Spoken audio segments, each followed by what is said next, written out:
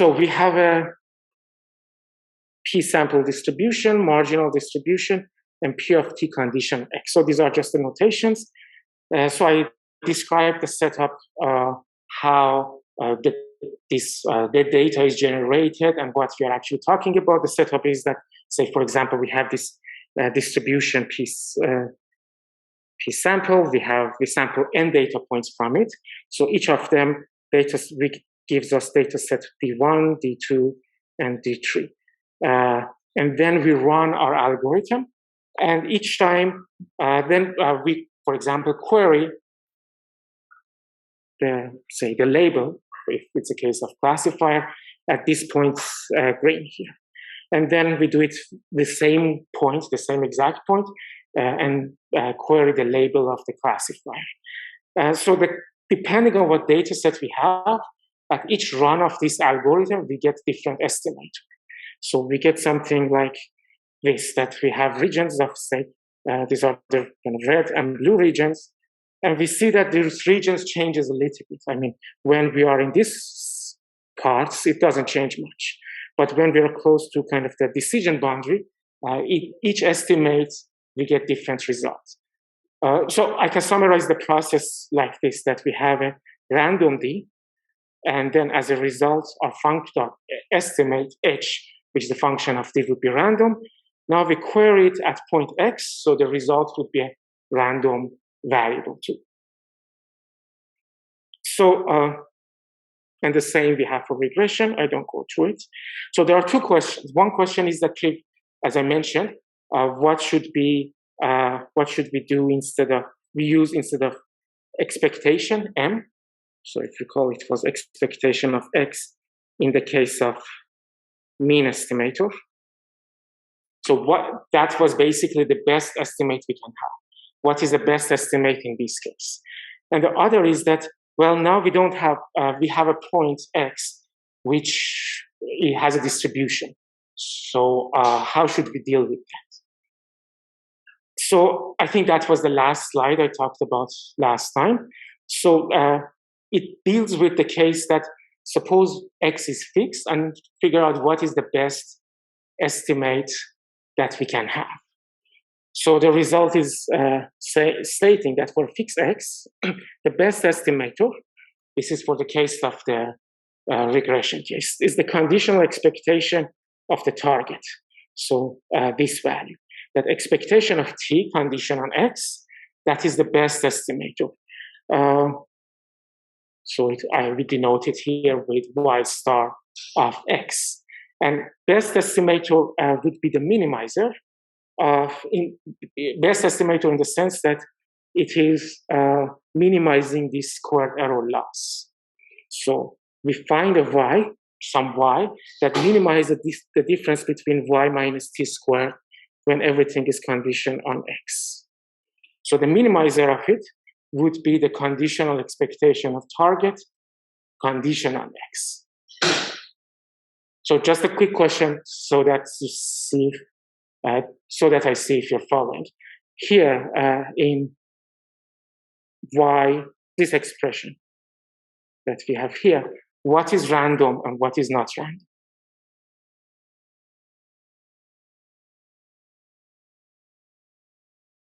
So Y and T are both random, but X is. So the answer is that Y and T are both random, but X is not. So partly it's true because here I'm saying that X is fixed, so X is not random. But what about Y? Is it random? No. Here it is.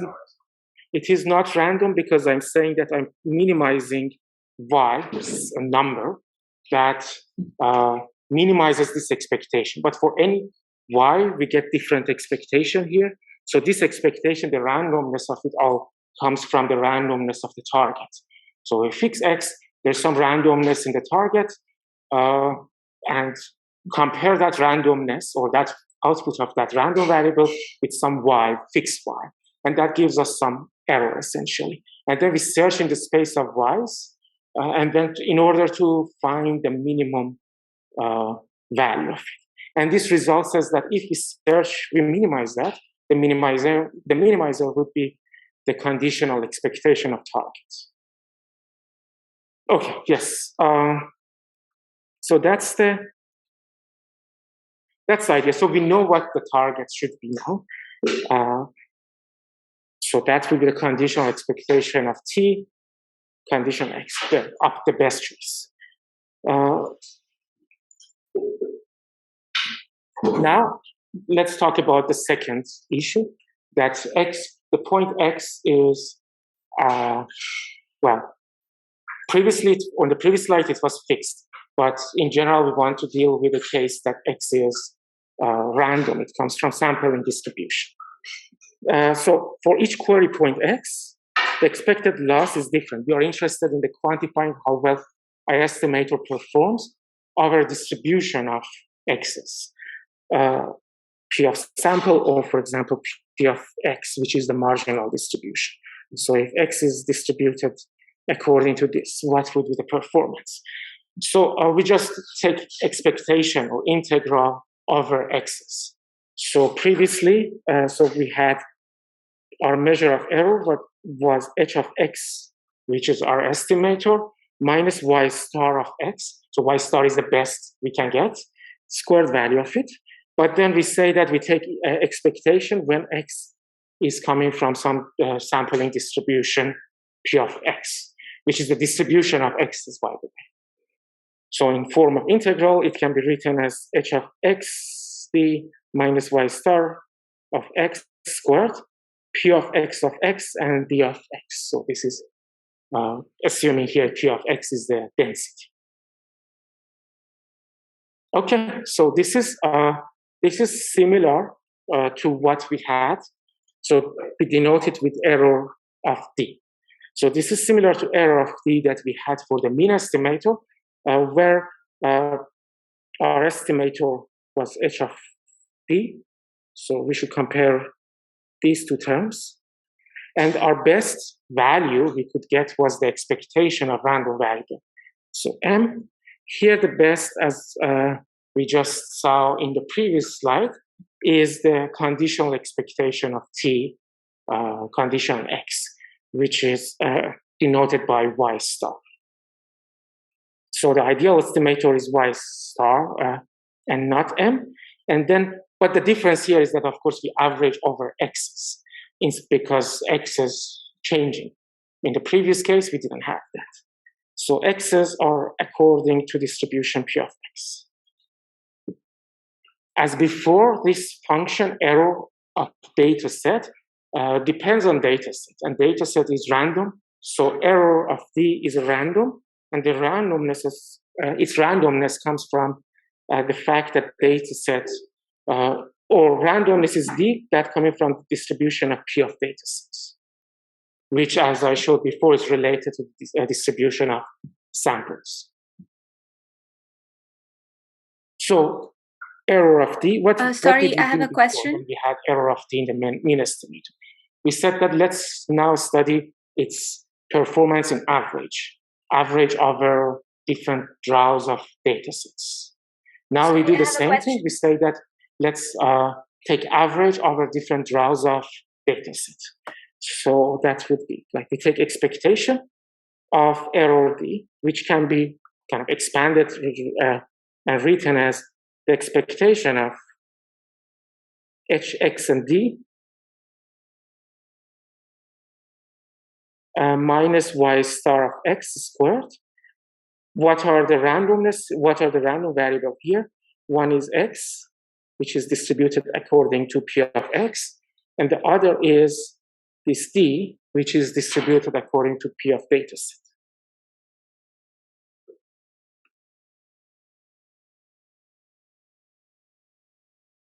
Okay, so yeah, my computer is muted, so it doesn't cause feedback or reduce it at least. So what is Y? Estimated output or estimator's function? Are you talking about Y star of X?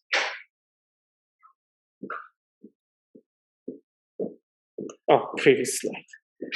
Okay, So previous slide, what is y? So, okay, so the question is, what is y on this slide? Is it estimated output or estimator's function? So here, y is when we are going to these derivations. First, I fix x, and then for just any fixed y, I just computed this expectation, right? And then later on, I said that let's take the minimum of it, right? Compute the argmin for some y that is belonging to real valued number, which would be equivalent of computing argmin of r here. So for each x here, so this is not estimate, or this is generic y. But then for each, if I do this process for each x, I get a y that minimizes this expectation. So for each x, if I do it, then I can define a function that is the minimizer for all the functions x. So for example, I can say for x1, if I fix x as x1, I get the minimizer of all these things. Let's call it y of x1. For x2, I call it y star of x2, and so on and so forth. So we do it for all possible x's. I mean, in theory, we don't compute it. The result would be a function which has the domain x and range of r. So now, but here when I start in the beginning of the proof, y wasn't, it was just one fixed value, or one fixed value, and then I take the minimizer of the, compute the minimum of it, the minimum of this expectation, in order to find the best y. But then when we sweep over all possible x's, we get a function y star of x. And that is the best estimator in the sense that it minimizes this cost function at every point x. And also as a part of the proof, why it is shown that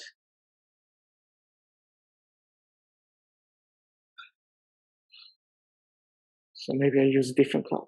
It is shown that the y star of x is actually the expectation of t conditional x. Is it more clear? More clear?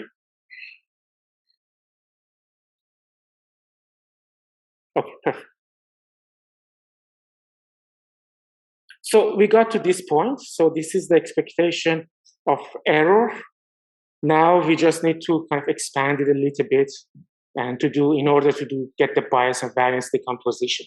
And the whole thing would be very similar to what we had for the previous case. So I go through it a bit faster, but it's good for you to check the detail. So to obtain the bias variance decomposition of expectation of error, which would be the expectation of h of xb minus y star of x, what we do is that we add and subtract this term inside. So what is this term? This term is expectation over the data set of h of xd conditional x inside the squared value. So we get that this expectation, this error, would be equal to expectation of h of d. So the first term, second term, y star of x, minus and plus the same value. So I'm basically adding 0 to it, so it doesn't change. But then I do the decomposition, so I basically I use I minus b squared to be a squared b squared minus 2ab to get to the next line, which would be expectation of h of xd minus expectation of h of xd conditional x plus the expectation of the same expectation, the expectation of h of x and d conditional x minus the y star, the best estimate we can have, plus a term that is the inner product of these two terms. So inner product of these two terms. And then very similar to the previous case, you can argue that this inner product is actually going to be 0. So try to convince yourself that is the case offline. And basically, by doing this, we get the bias and variance decomposition for a general estimator when we are using the squared error loss.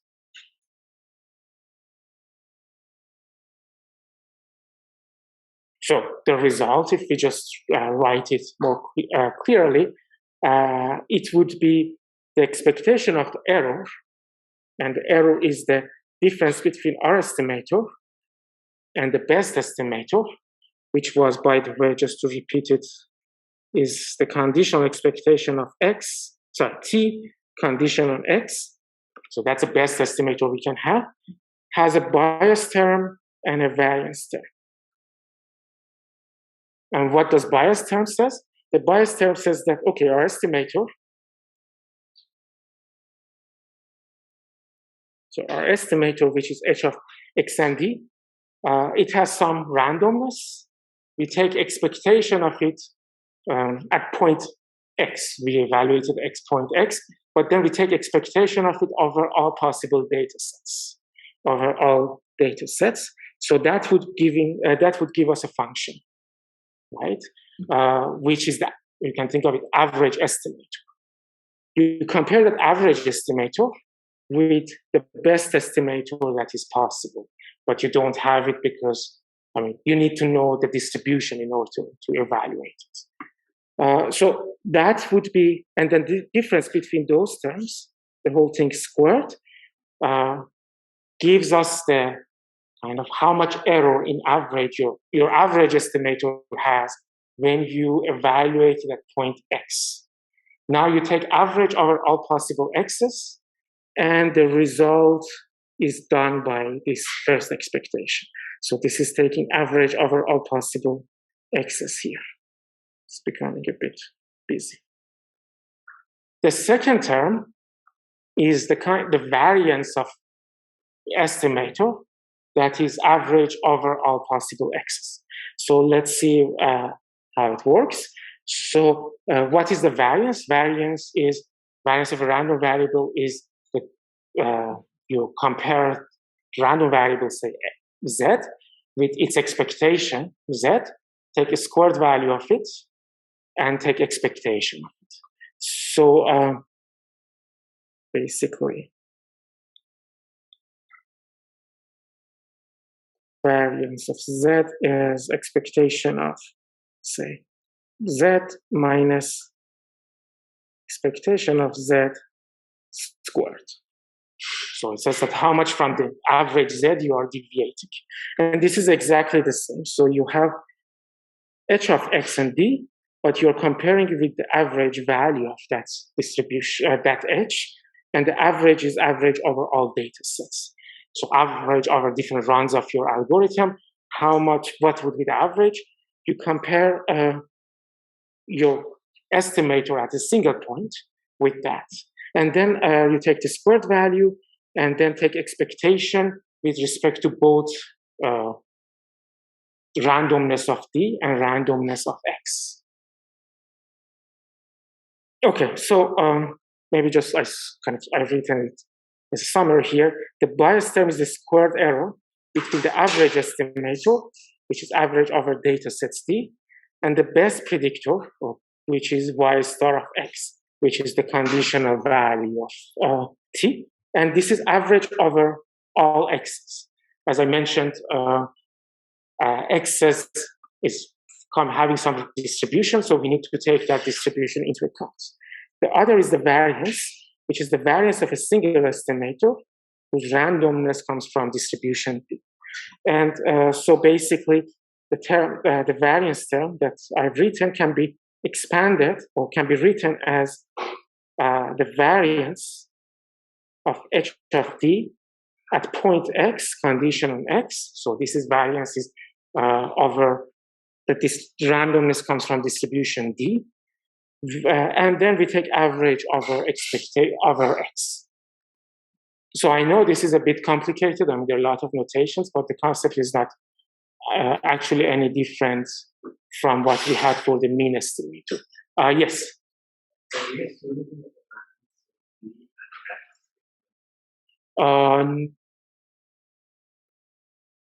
Well, I guess there are two things. I mean, okay, so the question is that are we assuming that the randomness of x and d are independent or not? So the mechanism that we are doing is that we have, so data sets these are independent from each other, so that's one thing. And then we just compute you can think of it, the integral or average over distribution of x. So in some sense, x is, yes, you can think of it, x as a kind of an independent random variable from these, but the distribution of them is the same. So the distribution of these come from p samples, and the distribution of these p data. Okay, so the distribution of d is p data, which depends on p samples, and p distribution of x's is the marginal of p sample. So we're taking independent. We are taking dependencies. Yes. Yes. So the reason why we go for the noise term is that we're taking expectation of h minus y bar or y star. If we're taking expectation of h minus y square, Right. it should be a noise. There should be extra. Okay, so the question is of why we don't have a noise term, right? Yeah. Yes, actually. So the question is, I think, if I understood, why we don't have that noise term. And here, previously, if you recall, we had that noise term. We actually had two formulas, right? Okay, so the first, previously for mean estimator, first we compare H and M, the best estimator, and there wasn't any noise. We had bias and variance. But then a few slides after that, we compared it with Y this time. And because of that, we have this noise term, which is the Bayes error. And as you said, here we didn't have this Bayes error yet.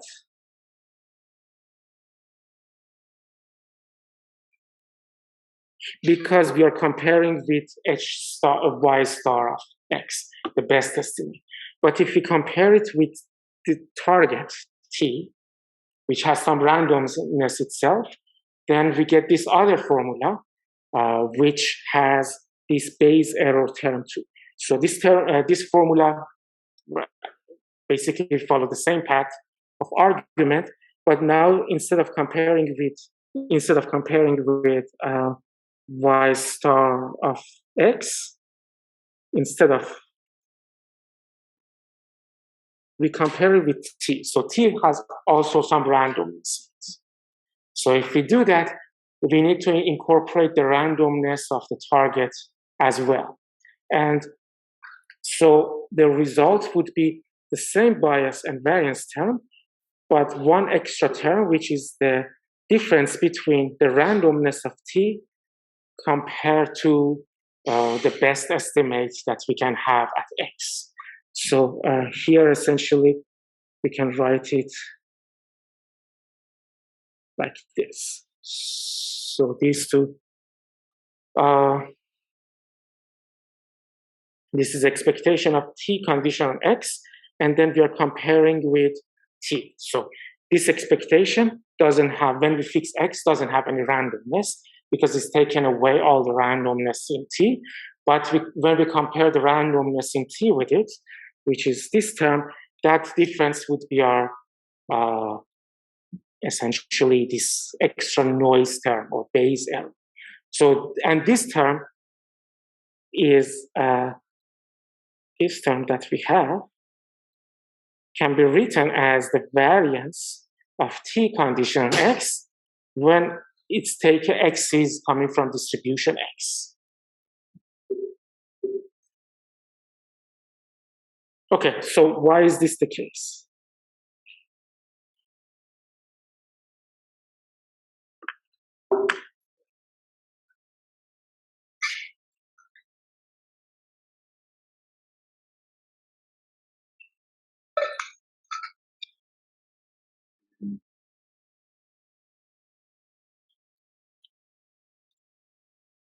Okay, so any answer? Oh, so what's the question is that why I wrote expectation of y star minus t squared as equal to expectation of variance of t condition x. Yes?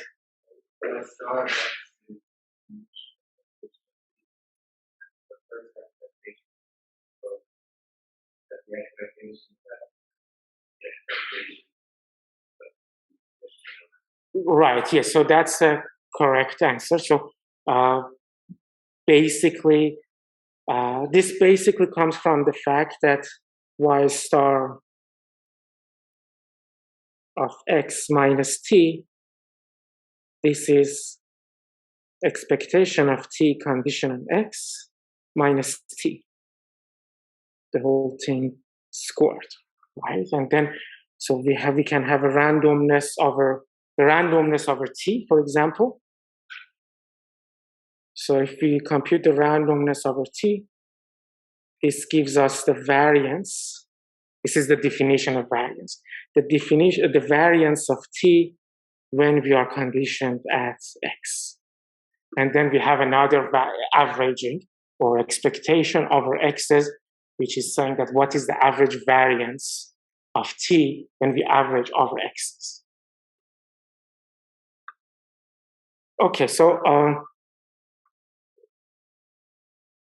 are you lost or are you following?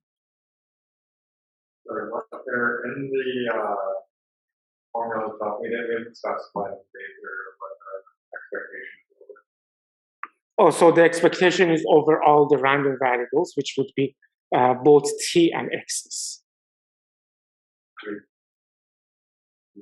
T. There's no d here because d only appearing in h of d. So our estimator depends on d. So just look at this term. So what are the things that can change here? One of them would be, yeah. Yeah.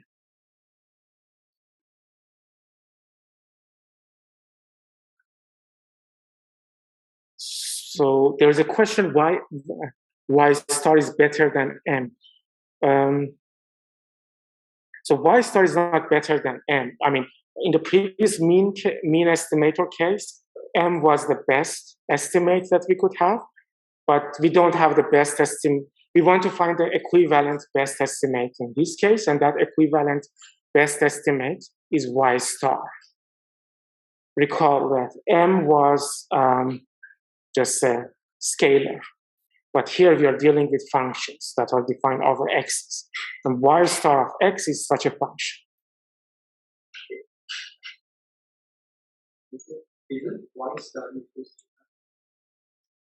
Y star is equal to m. Well, y star is a function, right? But m is not a function. M is the mean of the variable.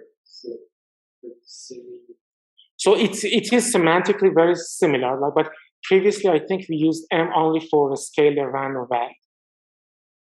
So it is, okay, so what was m? So previously we had y, I think. Y star of x. Maybe I write it a little bit differently. Suppose we have random variables. Yeah, I guess this is actually a good question. So, so the question was basically, just to repeat it, why isn't m and y star are the same?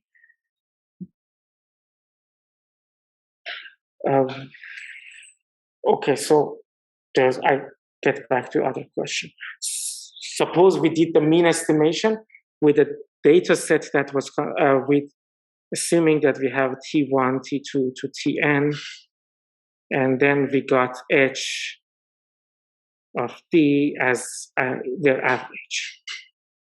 So I just use T instead, target instead of Y that I had before. Then we could compare the performance with expectation of T. So this is the expectation of random variable T targets. So that was the for mean estimator. Here what we have is that Y star of T. Let's see what, Y star of X. Here it would be conditional expectation of T, conditional X. So we are comparing these two cases. In the mean estimation, there wasn't any X, so there wasn't any dependence on inputs. It was just one random value. But here in the Y star of X case, or the general case, we have a random variable T, which its randomness essentially depends on where you are querying, what is X. And you see that these two terms are very similar. If you compare M and Y star of X, they're very similar. And I think, as you mentioned, semantically, they are the same thing. It's expectation, but one difference here is that it's condition on X, but there is no condition in here. So, okay, so maybe I should move on. So there's a question, is this expectation over both T and X? I don't know which expectation, but if you're talking about this one, yes, as this expectation is over both T and X.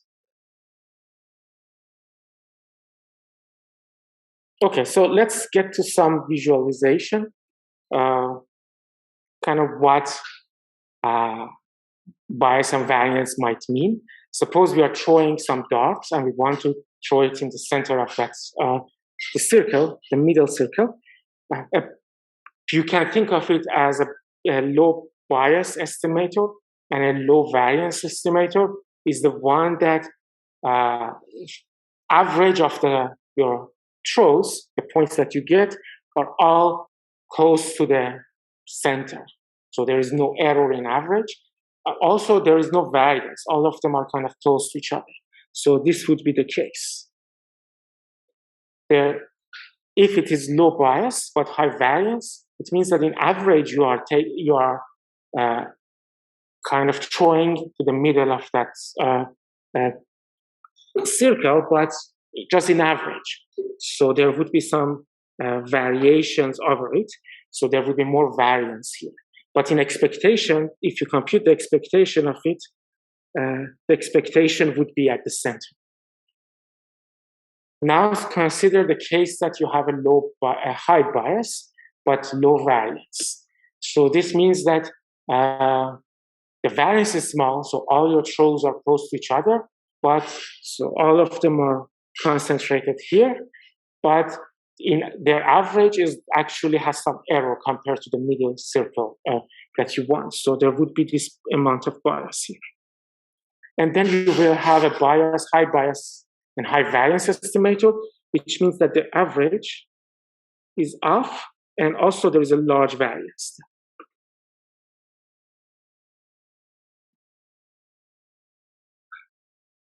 Okay, so that's one visualization. There is another visualization which might help. It's a bit different, so I don't know if it actually clarifies or not, but let's try it. So here we try to visualize the decomposition in the output space. So assume that what we are assuming is that we have an estimator, and we have two query points, say x1 and x2. So if you remember that green cross in the images, it is in, let's see, where is it? Yeah, so here, suppose, maybe it's more closer to regression case. Suppose this is your point 1 and then point 2, and then you measure the output here, and then you measure the output of your predictor at this point x1 and x2. So if we do that, so what we are showing now is that for x1, I'm showing y1, and for x2, I'm showing y2, of course, the output of the second point. And suppose the true value, if we compare the compute the, yes? Sorry, which of those center of those points, which is right? Which one? Sorry, say again. So we have that cluster of points, like star expected points. Yeah, I haven't described it yet, so just give me a second. So this is y1 and y2. So this is y1 direction, and this is y2 direction. Now, if we compute the optimal y1 and optimal y2, that would give us y star of 1.1 and y star of 0.2. So this value would be y star of x1 essentially, this value. And this value would be y star of x2. So for 2 points, I just compute the y star. So that's the best we can compute, we can get. Now suppose what is happening is that I form an estimator, and our estimator predicting. Okay, so what happens is that our estimator, we run one data, we sample one data set, and then our train our algorithm, and it gives us 1 point. So 1 point, it gives us estimator, so it gives us, so for example, h of, for data set D1, and then I query this point, this h, at point x1 and x2, in order to get something like this.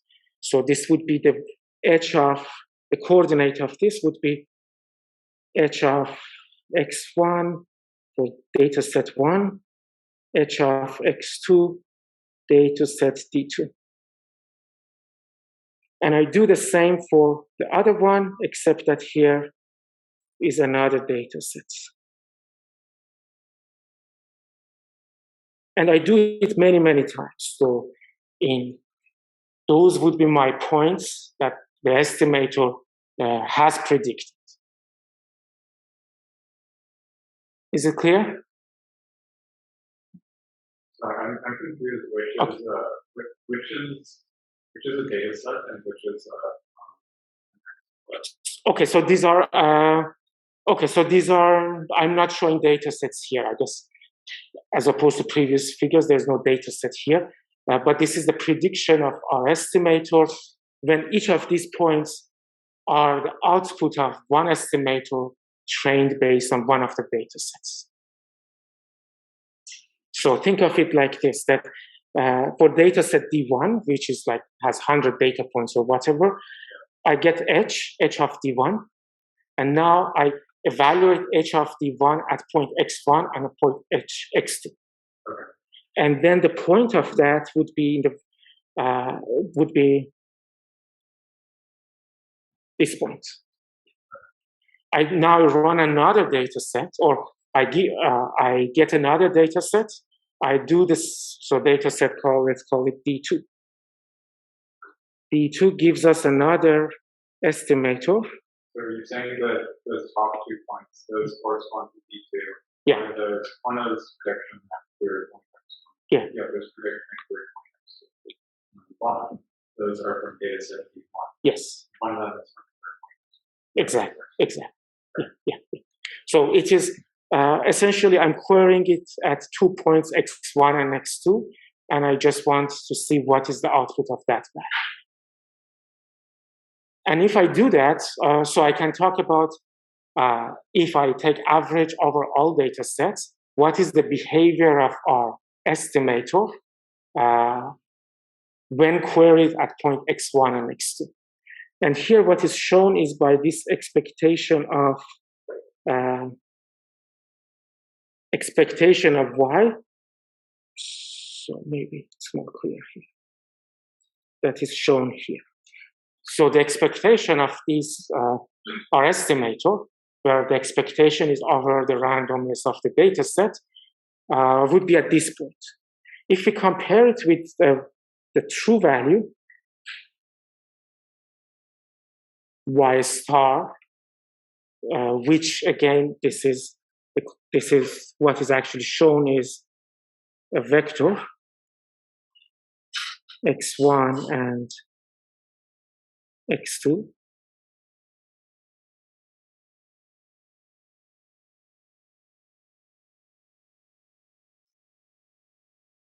So if we compare it, we see that there is the difference here.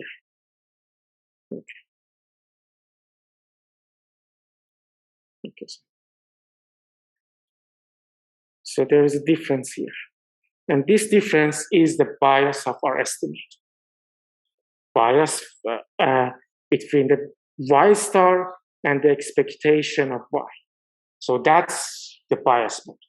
But then if you look close to the center point, the expectation point y, there is some variance around it. And that variance would be the variance that we get from our estimate. So this is another visualization. That's why I said some people may find it helpful, some may not. But this is essentially comparing in the output space. Yes? Sorry, we have the residual labeled as going to that top left point. Right.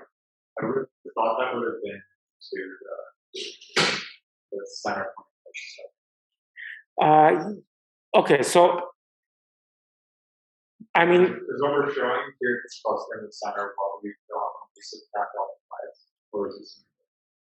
So I mean, I guess the figure was generated at some point for maybe a slightly bit different explanation. Okay. So these extra things, residual, maybe I think it might be easier to ignore it now because the way I explained it, I only want to focus on these aspects. That's it. Sure. The EY, I think it's wrong. It should be H bar. It should, yes. So as I wrote here, so this point. EY is basically like. Sorry, E of y, you mean? Yeah. No, E of y. So that's the thing. I mean, this visualization came from another source, so it is different notation. That's what I have here. But E of y is the prediction of our estimator, which here I'm denoting by H. It should be. So yes, exactly. Like each of these green points are one of these, and this center point. Yeah, maybe. Okay, I use another color. So and that would be the expectation. So expectation of y is the expectation of h x1d, h x2d, when the randomness comes from d, or expectation in respect to x. Yeah. So there's a question, so the green points are different estimates based on different data sets. Yes. The first green points are predictions of h on x1, x2 from d1. Yes, like these are, each of these green points are one estimate based on different data sets.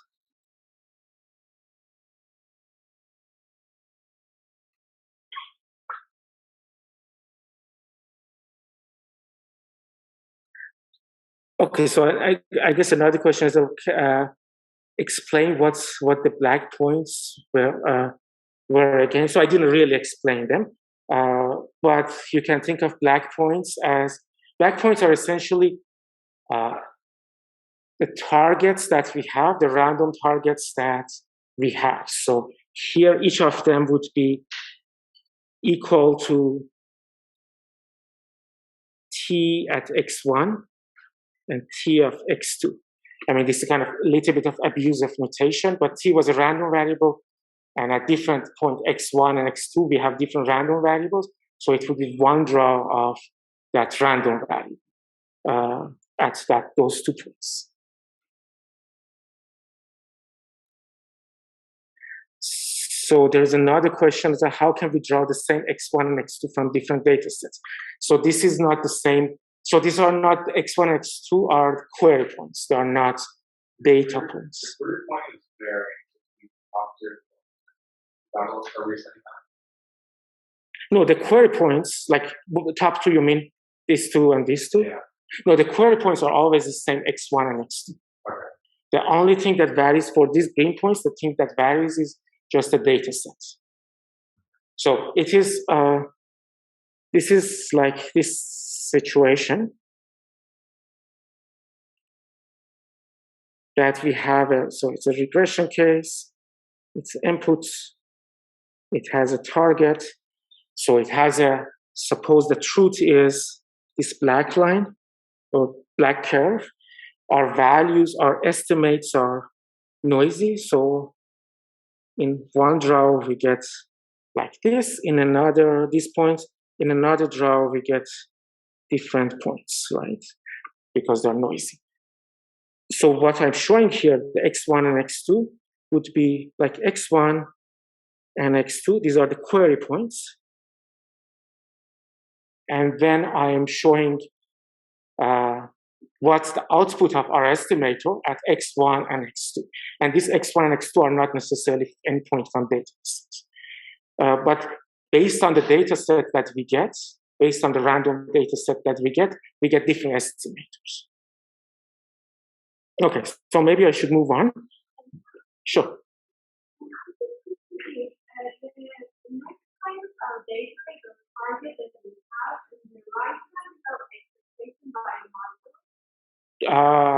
So the question is whether in the left side is the data and the right side is the expectation with respect to model.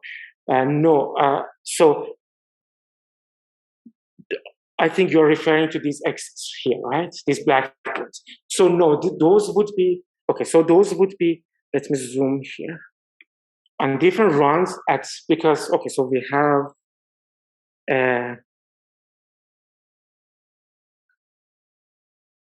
a distribution T conditional X, right? So if we fix X, just imagine we fix X1. So if I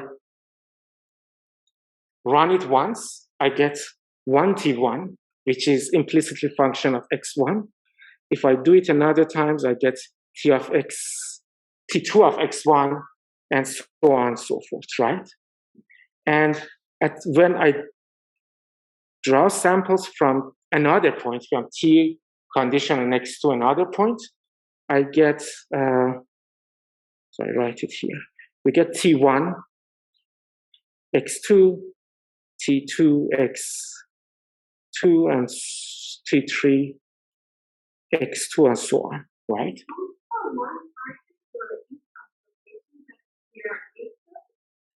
So these are targets, these are like if you have a distribution, so you have sample from it, each time you sample from the same X, you get different outputs. I just want to understand what is T1 of X1 and T1 of X2?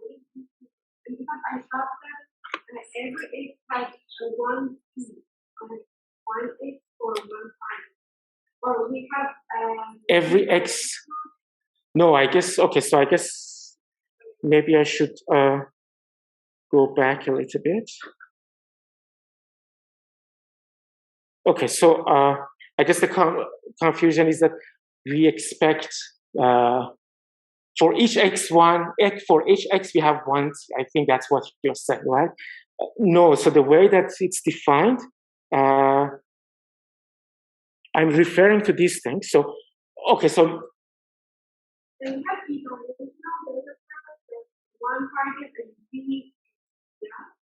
no, so we have a distribution when we have a, okay, oops.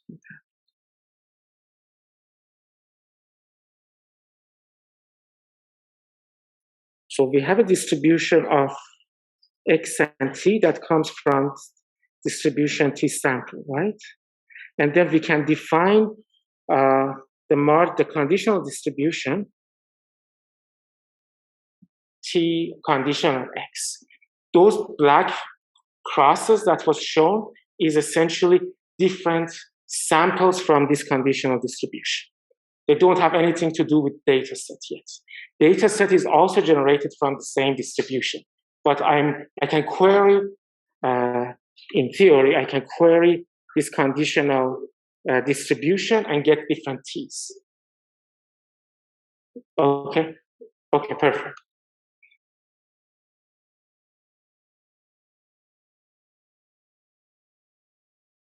Okay, so I think this slide is probably more confusing than illuminating. But it gives, I think it's good if you think a little bit about it, but the basic idea here is that we can look at the behavior of our estimators in the output space for 2 query points or any query points. I can only show it for 2 query points because 2-dimensional. And then see bias as being off from being the center of the best estimate, center being Y star. And variance is that if I run the same algorithm with different data sets, but query on the same 2 points, X1 and X2, how much variations I would have around the expectation of my Ys. Okay, so let me move. So some general comment is that if you have a complex model, for example, if you have a k-nearest neighborhood with k equal to 1, it is usually having a low bias, but it usually have high variance. But we have, if you have another case that say, for example, k is large in k-nearest neighborhood, it would have a high bias, but low variance. And if you go back to first lecture, you see that the behavior of k-nearest neighborhood with k equal to 1 is changing a lot when we have different, something happen. So kind of the decision boundary was changing a lot, but if k becomes larger, the behavior was more stable. But probably if k was too large, it would be not capturing the data very well. So it would be biased.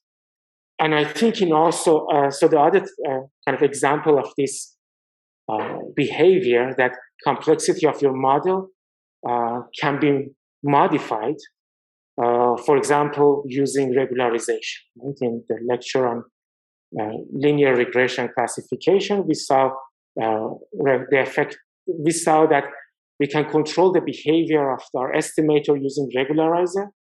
And we didn't analyze it theoretically, but the idea was that if regularizer was too strong, regularization is too strong, then our output would become essentially, say, the weights would become very small, right? In the limit when the regularizer was infinite, the lambda of regularizer was infinite, the output was for, say, ridge regression, the weight would be 0, which means that there wouldn't be any variance. Like in different, no matter what data set you give to it, it gives always the same W, which is 0. So no variance, but it would be high bias because it would be probably very incorrect comparing to the true value. And vice versa, I guess you can have, if you have a model that is very complex, like you need, or if you recall that, say, the polynomial basis with, or degree 9, I think.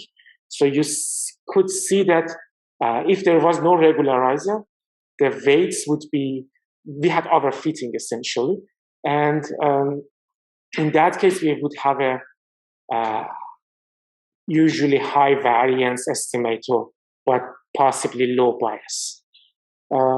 And I think in your homework, the first homework, you're studying the effect of regularizer on a very simple case, which is the case of the mean estimator. So not the full regression estimator, but just mean estimator, because now that you can analyze easily. Yeah, sorry, sure. I missed a bit of that. So you're saying basically regularization has the tendency to improve the variance at the cost of some bias potential. So the comment is that regularization can affect the variance at the cost of. Improve the variance. Yes, that's true. So essentially regularization. By regularization, you can control the amount, the trade-off, you can change the trade-off of bias and variance. Okay, so maybe we can have a quick break. So it's 12:08. Let's start at, 12:09. Let's start at 13, like 4 minutes. Okay, so I think I should start. Maybe just a quick comment that why do simple models have high bias? Think of it as a linear model. Suppose you have a linear model that cannot fit the data. So the truth is this function, but you're trying to find the best linear model. So that would be this. So even if you find the best linear model, it would be always a bit off. And that's why it has kind of that idea that it would have some high bias. But linear model would have relatively small variance, because if you have different kind of data sets, your linear model always kind of goes in the same direction. As opposed to the case that if you have a very complicated model that can fit data very well, but it has high variance. So maybe I should also mention that this is kind of general statement. People can analyze the behavior of this bias and variance or similar concept for some estimate or regressor, linear, nonlinear neural network or something like that. Some of them are already studied. Some of them are active research area. So what exactly determine the bias and variance of each of them? As a very kind of rough idea, depends on the simplicity or complexity. But if you want to be exact, how exactly it affects the bias and variance, we need to study them closely. So, this statement that simple or complex model changes the bias and variance is just a rough idea of the behavior. Okay, so let's go to the next part of this lecture, which is about one of the ensemble methods that we are seeing in this course, and that's called bagging. Here the idea is that we want to make our estimators somehow more powerful by benefiting from the ideas or concepts that we learn from this bias and variance decomposition. What bagging is doing is introducing a way in order to reduce the variance of an estimator without changing its bias. So that's a very general concept. Okay, so what is ensemble? Ensemble of predictors is a set of predictors or estimators whose individual decisions are combined in some way to predict new examples.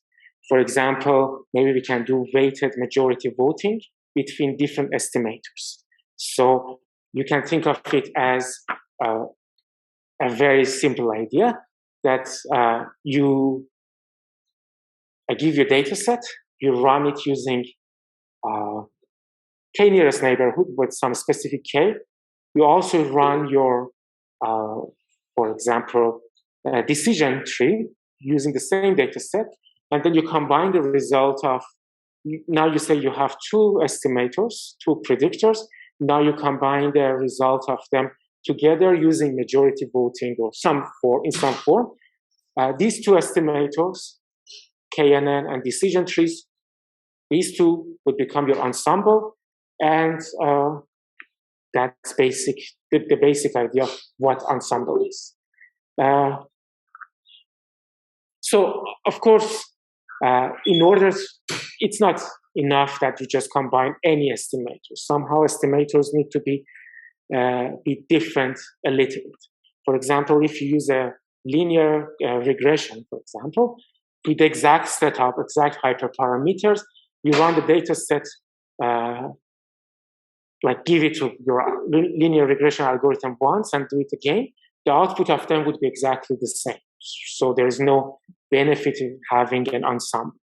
So as a result, your learned predictors should be somehow different. So what are the different ways that they can be different? One is that they're trained on different data sets. So for example, if you have data set 1 and data set 2, and then train your estimator linear decision tree, for example, on data set 1, and another decision tree on data set 2, that would be one way to have to get two different estimators. Another idea is that you use the same data set, but use different weightings of the training examples. And we will see it later what it kind of means in one practical way. We can use different algorithms, as I mentioned, KNN, decision tree, neural network, whatever. You can have different algorithms. Another way is that you can choose the different hyperparameters of your algorithm. For example, you use decision trees with different depths. So you choose 5 different depths, train using the same data set. Each of them would be one predictor. The collection of them would be your ensemble. So usually ensembles are easy to implement. You just need to have, to implement one individual predictor and just combine them. The hard part is that what kind of ensemble you want based on your goals. So there are 2 major types of ensembles that we talk about in this course. One is called bagging, and I'm going to talk about it today. Boosting would be the topic of the next lecture. Okay, so let's start from the motivation of what bagging is. Suppose we can somehow sample m independent training sets. So we have DIs. For example, each of them has some number of data points, n data points, but you have m of different data sets that are sampled from the same distribution, P of data set, in an independent way. So what we can do is that try to learn a predictor for each of these data sets. So for data set DI, we get predictor HI, and then we take the average of them.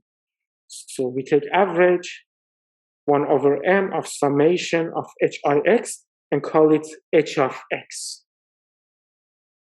So that would be H1 to HM would be your ensemble, and H would be the result of your ensemble. So now the question is that how does this affect each of the terms of bias and variance decomposition? And let's look at it. So the bias would be unchanged. Why? Because since the average prediction has the same expectation. So if we compute the expectation over all data sets of H of X, it would be essentially the same as 1 over m of expectation summation of H of I when each of data sets that is generating H of I is coming from the same distribution. Okay, so, and then what happens is that, well, each of HIs, they are coming from, each of the I's coming from the same distribution, but they are independent. So their expectation of HI would be essentially the same as expectation of HJ. So as a result, I can write it.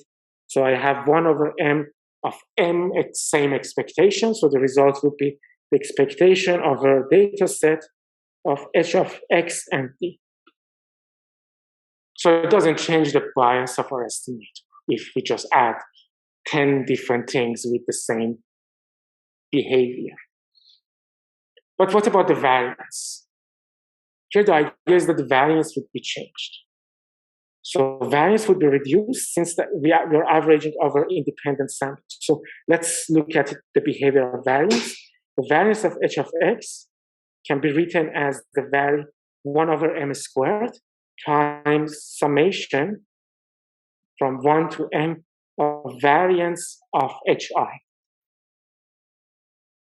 But variance of hi does not really depend on I. Variance of h1 is the same as variance of h2. They're same essentially estimator. So what we get is that we get m times the variance of one of them. For example, h1, and this is on d1. So we have m times divided by m squared. We get 1 over m of variance of hd of x.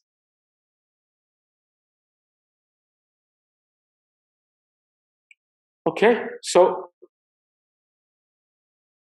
what happens if m goes to infinity?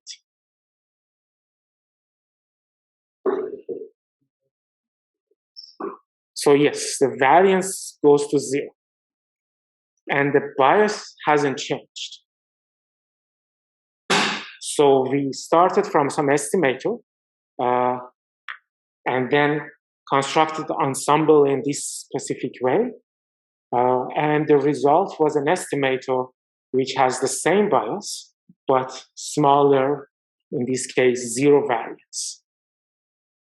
So that's a great thing. Like, remember, we had the error of this estimator had 2 terms. One term now is reduced, the other term hasn't changed. So if the estimator was low bias and high variance, now we get a new ensemble, which is, again, low bias, but 0 variance, for example, or lower variance if m is finite. Yes, there's a question. Is the bias not changing because it's like the mean is like non-biased, or is that for any? So this is the question is that why is not bias changing, and is it because of mean? I mean, this is not changing because we are taking the average of same quantities essentially. Like, I think I guess the best explanation I can give you is that we are just going through this path of computation. So we are computing the expectation of 1 over m of hi's, for example. Okay, maybe. This is our estimate, right? So we're computing expectation, and then we have randomness over d1 to dm. But then h of d1 and h of d2 are independent. So I can divide it to expectation. Basically, I can change the order of summation and expectation. And then since they're independent, they become exactly like this term. Yes, there is a raised hand. So let me just. Okay. Yes, Ahmad. Right. So my question is, it appears that what this is saying is that if we have a data set and instead of training a single model using the entirety of the data set, if you break it up into m parts and then train it individually on those and then use bagging, we'd get better variance without losing anything. But this doesn't appear to be the case in practice. We usually don't do this. We just use the entire data set as a single model. And like, I don't understand why this is the case. What's the difference in practice? No, okay, so that's a good point. I mean, this is not bagging yet. Like, next step of it would be bagging. There's no bootstrapping yet. But I think your point is, you had the question, right? Did you hear? Okay, perfect. So the question is, so the thing that happens is that the bias is, we divide the data set. Say we have a big data set of, say, 1,000 data points. We could do essentially divide it to, say, a few parts, 4 parts, 5, 10 parts, for example. So each of them would be 100 data points. This may appear to show that the bias hasn't changed and the variance is reduced. But this is not exactly the case, because now instead of having 1,000 data points, you are giving only 100 data points to your estimator. And your estimator would be less accurate because of that. So you are now comparing a bias of an estimator which has 1,000 data points as the training set versus an estimator that has 100 data points. And usually the bias of the one with the 100 data points might be larger. And also it affects its variance too.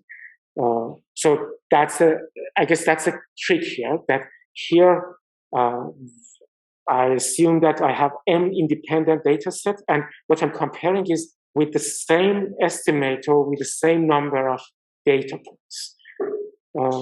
So maybe this is actually a good point. Like if in each of the eyes has n data points, so the total number of data points that I'm using is m times n, which is larger than when just having one data set, which has n data points. So here actually I'm using more data points in order to reduce the variance and not changing the bias. What Ahmed is suggesting is using the same number of data points, but then that adds the bias and variance of each of these estimators, or changes them. Yes. You're saying that there are n data points in each, assume just for calculation, suppose in each of them we have n data points, we have m of them, so it would be m total data points.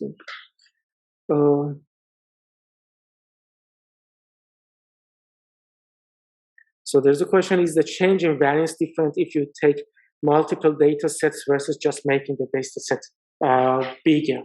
So that's a good question, and it depends on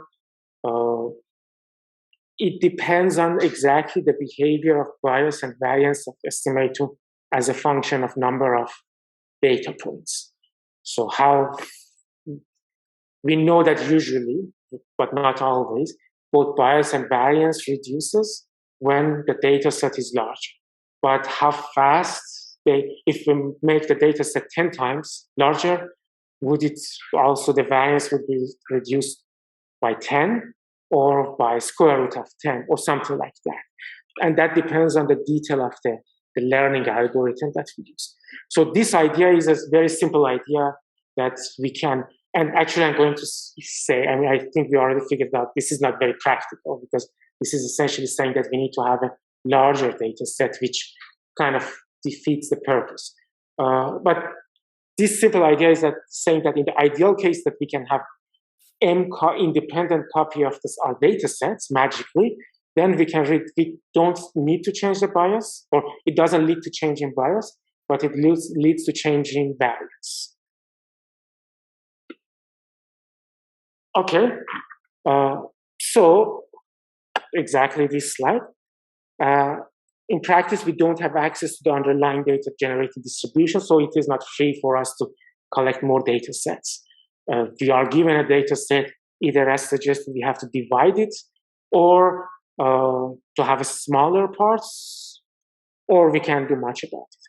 So now the idea here is that, okay, so it's expensive to collect many IID data sets from distribution P data set. Now the solution is that using something called bootstrap aggregation or banking. So how does it work? It says that, okay, take a single data set B with n samples, so as usual. Now, based on that data set, generate n new data sets, each by sampling n training examples from D with replacements.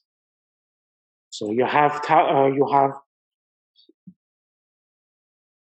say, for example, data set of point or tuple. x1 t1, x2 t2, 2x n tn. You randomly choose some indices here, for example, this one, and m of them. And then you collect all of them to generate a new data set. And then you do it again.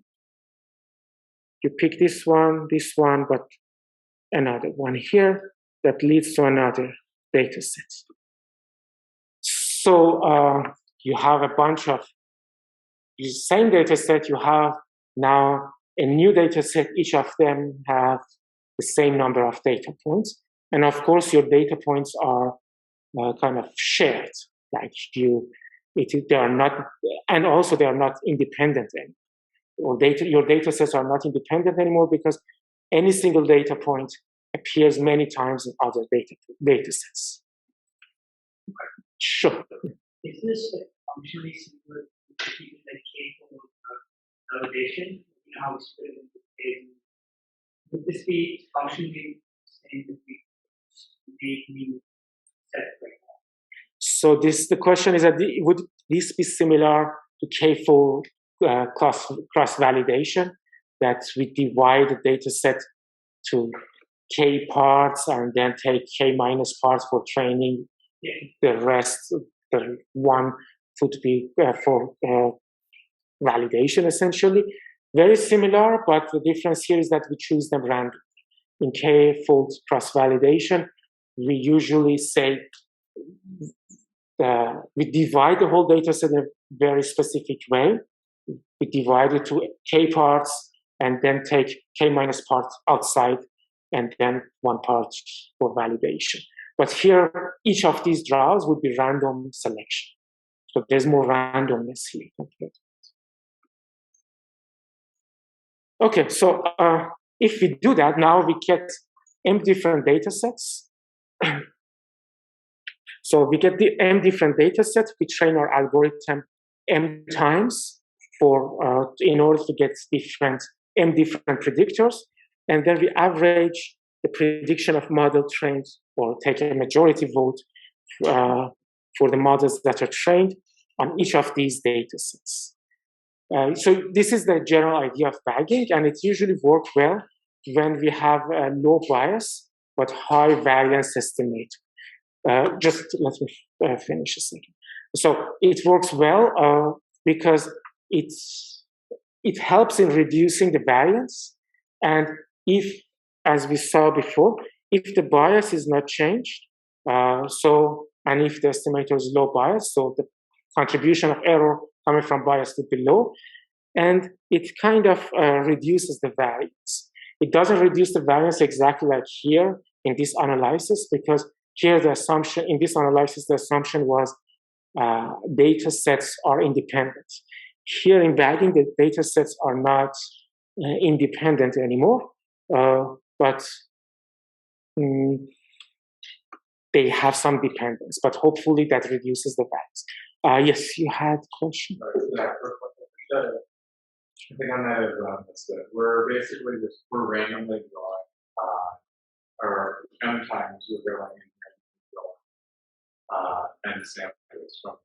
Yes. So we could have well, chances are we're going to have a bunch of yes. Yes, that's right. Yes. So there was a question, I guess, Prana. Just let me. Okay. Yes. Oh yeah, Professor. In the second step, where we are saying that we are generating m new data sets with, are you able to hear me? You have a question? Okay. Are you able to hear me? Okay, so let me try to finish this.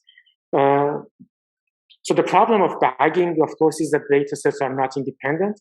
So we do not get the 1/m variance reduction that we had when data sets are independent. But it is possible to show that if sample predictions have variance sigma squared and correlation rho, then the variance of this average prediction would be rho times correlation factor, or correlation coefficient times the variance plus 1 over m times 1 minus correlation times sigma squared. Okay, so we see that what happens if m is increased. As it's said, the second term goes to 0, right? If m goes to infinity, for example, this goes to 0. What's that? Yes. But then the first term is rho sigma squared. So the first term doesn't go to 0 if rho is the correlation between the predictions are not 0. So the first term remains the same, and it limits the benefit of bagging that we have. So the idea is that if we find somehow, if it happens that the predictions that we get based on these dependent data sets are not very correlated, that would be great, and bagging helps. If the correlation is large, for example, data sets are almost correlated with correlation factor of 1, then the benefit of this bagging idea is not very much. So, for example, if we have, say, linear classifiers with like a very simple model, usually the correlation of different predictors that you get, or usually the predictors that you get are very similar to each other, and as a result, their correlation would be also large. So bagging using linear predictors usually is not going to be very helpful. But I think the next idea is that we can try to somehow decorrelate our estimators or predictors in some way that the idea of bagging would be helpful. Okay, so bagging.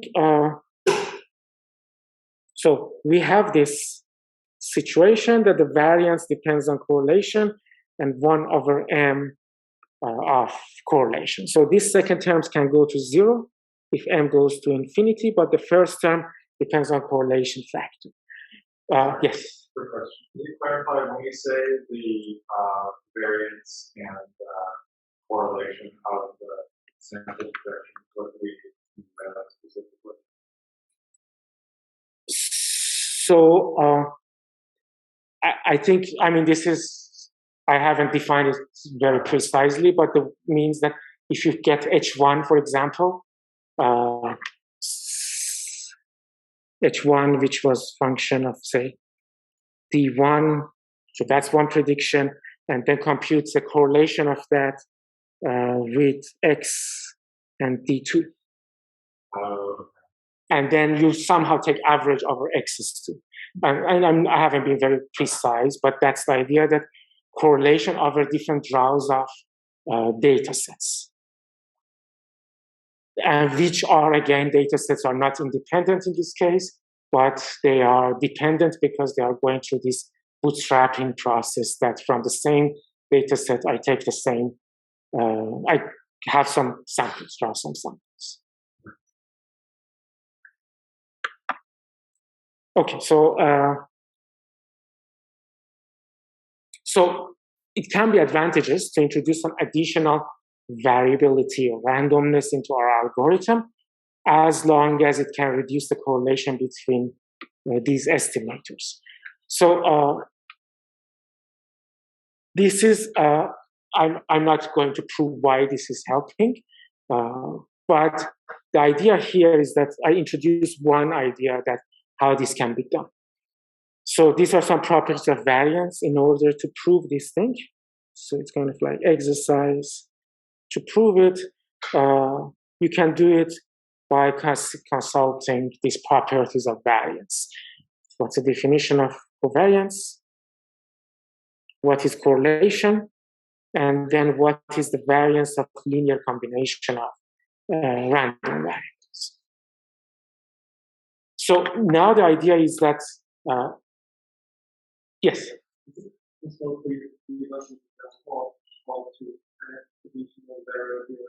That's what I'm trying to do on this slide. Yes. So this is one example of how we can do that. So this is one particular example, but also successful. So, so the idea is random forests. So it's a bagged decision trees with one extra tricks to decorrelate the predictions. So how does it work? So you remember in decision trees, when you were deciding what attribute to use for expansion, for example, at each node, like, so you had a bunch of nodes at each iteration of your tree expansion algorithm. For each node, you were deciding, for example,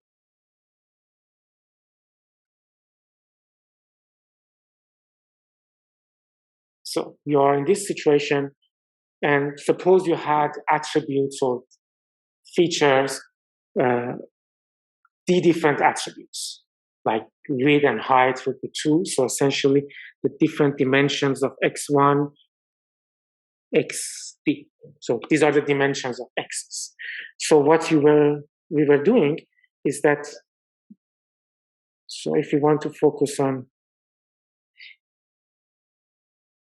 say, this node, when we wanted to decide to expand, we went through the all choices of x1 to xd in order to see which one was a better one.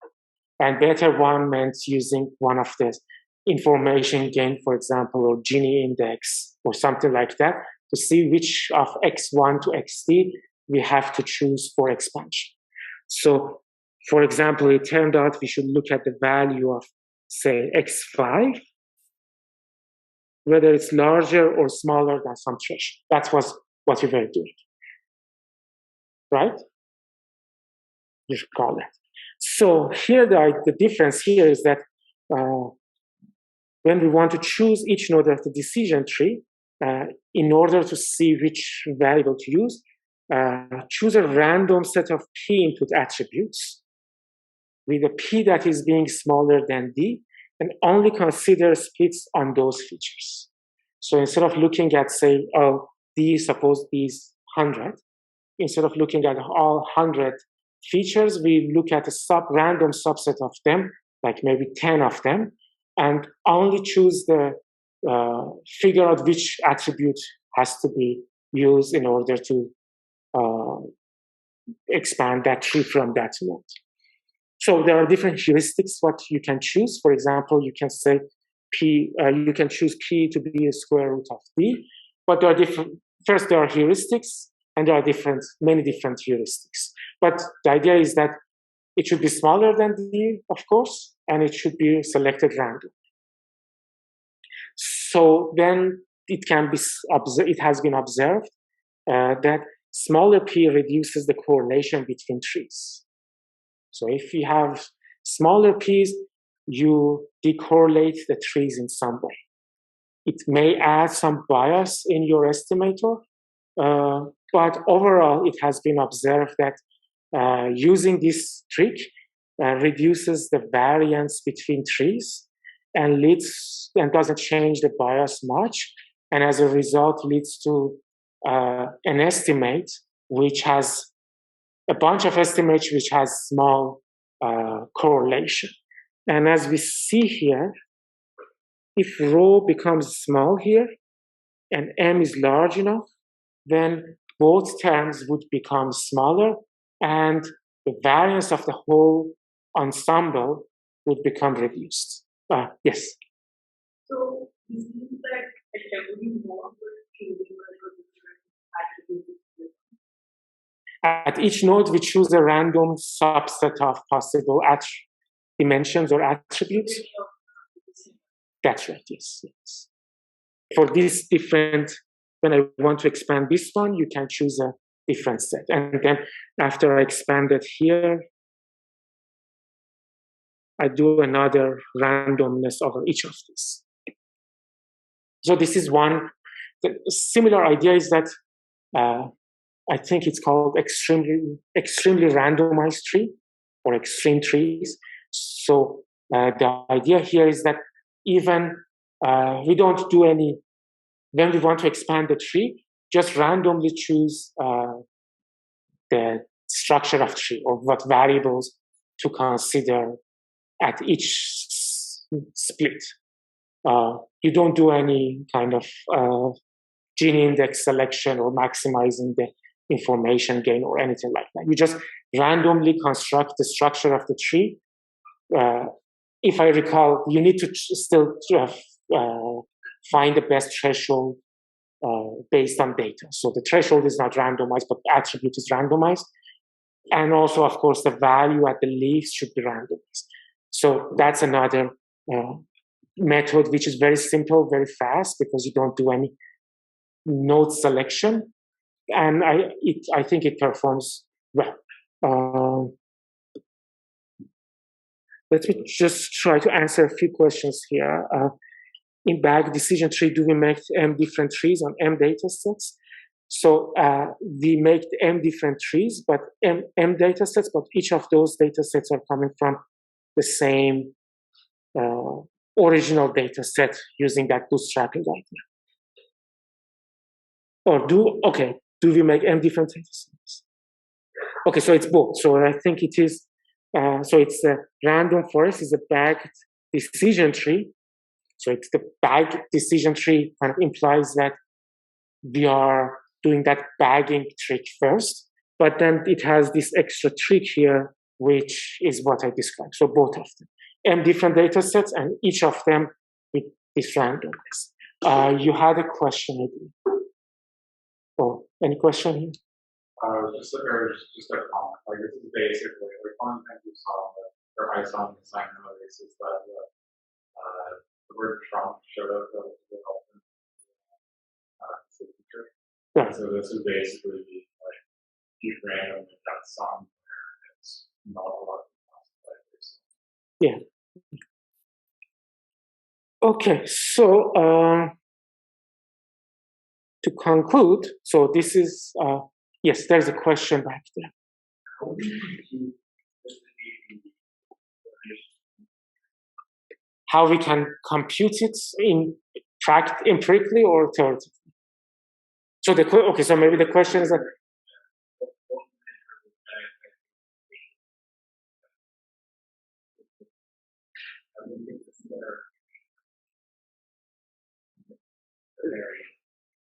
okay, so the question is that how we compute the, say, correlation of trees. In practice or empirically, you can estimate that correlation. You don't have the expectation, but you can, say, construct two trees in different random ways, and on, say, your validation set, compute the prediction of them, and see how much the predictions are correlated or not. So we would take a large number of inputs and the output. Yeah. So, and that would be empirical estimate of correlation. Yeah. But I don't think, I mean, if you want to compute it, but for getting a random forest, you don't need that correlation. Okay, so this was, we talked about bias-variance decomposition.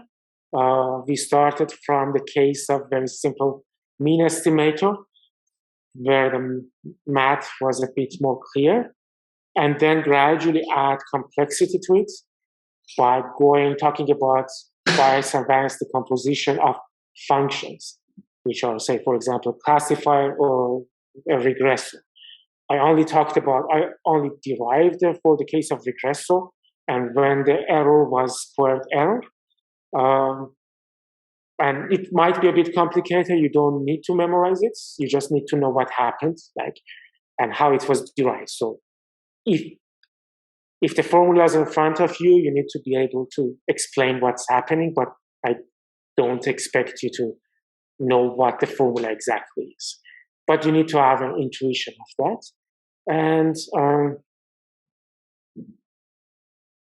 also, I kind of briefly mentioned that hyperparameters of algorithm can change this to a trade-off between these two. You do it explicitly yourself in your homework, the first question.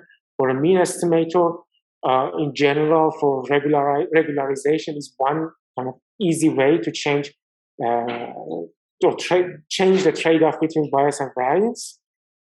And as a result of this bias and variance insight that we got, we saw a general idea that we can reduce the variance of our estimator. In the ideal case, if we have m independent data sets, it was easy. If it was not ideal, we can use this idea of bootstrap aggregation, which makes the analysis more complicated. So there was this correlation thing that appears, and the correlation depends on, of course, how exactly those predictors behave if the data are dependent. And we didn't really talk about it. It depends on the particular estimator you use. But the idea was that if somehow it happens that the estimators are not correlated or has a small correlation, then this idea of bagging can be helpful.